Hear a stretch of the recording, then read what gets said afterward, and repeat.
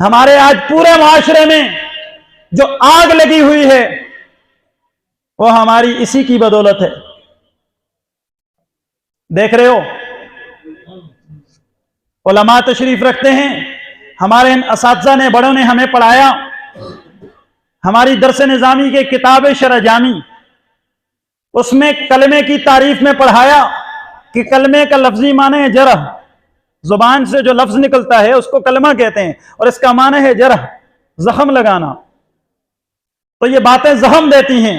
حضرت علی رضی اللہ تعالیٰ عنہ کا مشہور شعر جو علماء ہمیں پڑھاتے ہیں کہ تیر و تلوار اور نیزوں کے زخم مندمل ہو جاتے ہیں، زبان کے دیے ہوئے زخم جلدی نہیں بھرتے. میں نے کہا میں ساری عبارات کو مؤخر کرتا ہوں، میں وہ بات کروں گا جو آپ کے دل و دماغ تک پہنچ جائے. زبان کے دیے ہوئے زخم مندمل نہیں ہوتے. آپ کسی بھی پارٹی کے لیڈر کو گالی دیں گے وہ پلٹ کے آپ کو گالی دے گا، آپ کے لیڈر کو گالی دے گا، جو آپ سے برداشت نہیں ہوگی. یہ گالی کس چیز سے ہم دیتے ہیں؟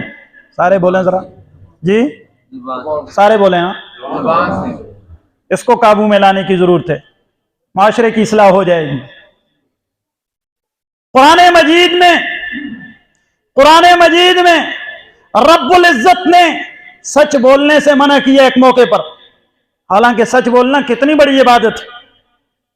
فرمایا نہ کہو سچ، گناہ ہے. وہ کون سا سچ ہے جس کے بولنے سے گناہ ہوگا؟ وہ غیبت ہے. بولو وہ کیا ہے؟ ہمارے ہاں کیا کہا جاتا ہے جب دوسرا کوئی منع بھی کر لے کہ بھائی آپ غیبت نہ کریں، آپ اس کی برائی نہ کریں، کہتا ہے چلو اس کے پاس، میں کوئی یوں ہی تو نہیں کہہ رہا، یہ بات اس میں ہے، میں سچ کہہ رہا ہوں. رب العزت نے سچ کہنے سے کیا کیا ہے؟ منع کیا ہے. غیبت سے اپنے آپ کو بچائیں،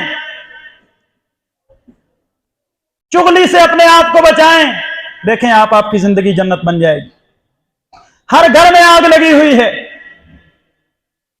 بہت ساری چغلیاں ہیں.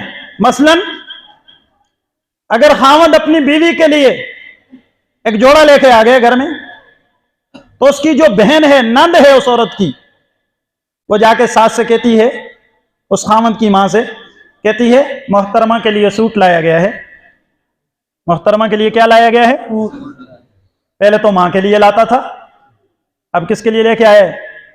محترمہ کے لیے لے کے آیا ہے. یہ اس بہن نے کیا لگائی؟ چغلی. کیا چیز لگائی؟ یہ اصلاح ہے.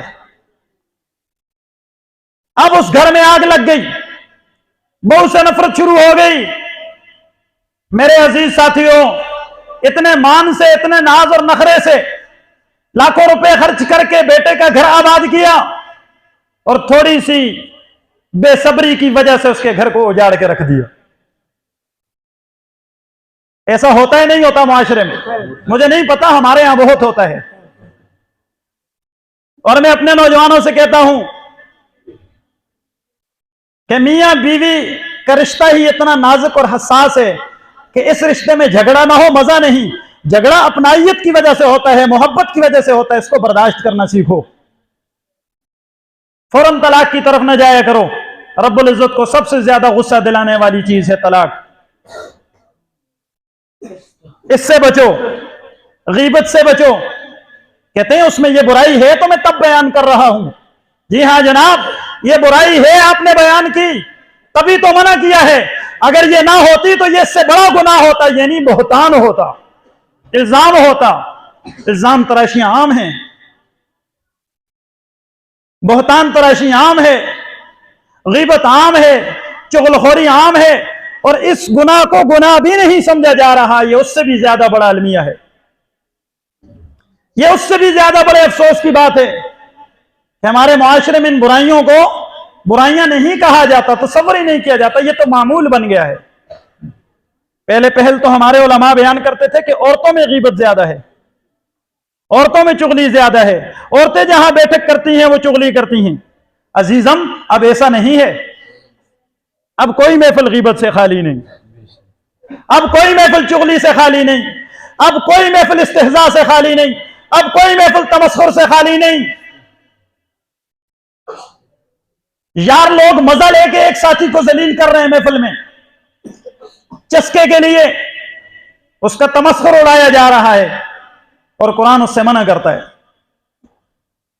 قرآن منع کرتا ہے کہ تم میں سے کوئی کسی کا مذاق نہ اڑائے۔